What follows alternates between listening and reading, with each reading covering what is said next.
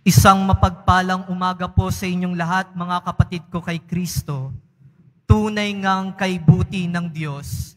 At muli na naman tayong binayaan ng panibagong araw upang siya ay ating maparangalan at mapasalamatan sa misang ito. Sa ating pagbasang narinig, tayo ay pinapaalalahanan na ang lahat ng bagay dito sa mundo ay may katapusan. May hangganan.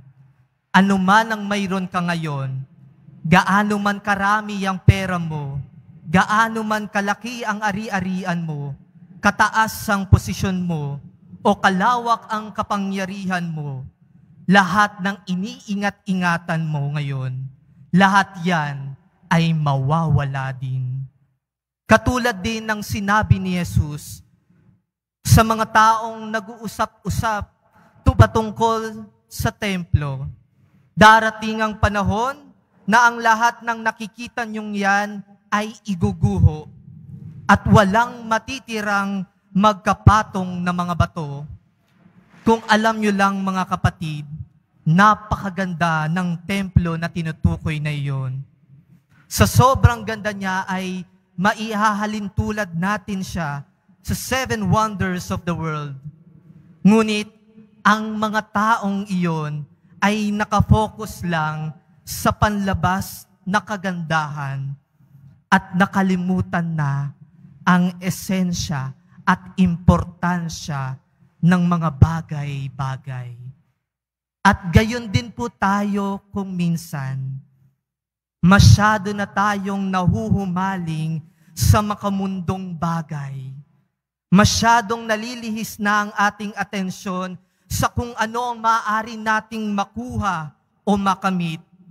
Kaya kung minsan, takot na takot tayong mawalan.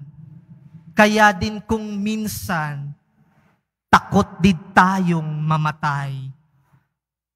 Yung ilan nga sa atin, siguro kahit mamamatay na, kung pwede lang sabihin, time first muna.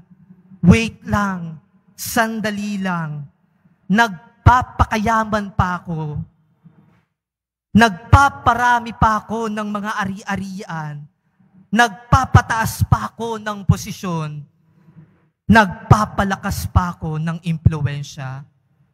At sa sobrang busy po natin, sa sobrang focus natin sa makabundong bagay, wala na tayong oras para sa Diyos. Nakakalimot na tayo. Lumalamig na ang ating relasyon sa Kanya at unti-unti na tayong napapalayo sa Kanya. Mga kapatid, ang pera ay nauubos.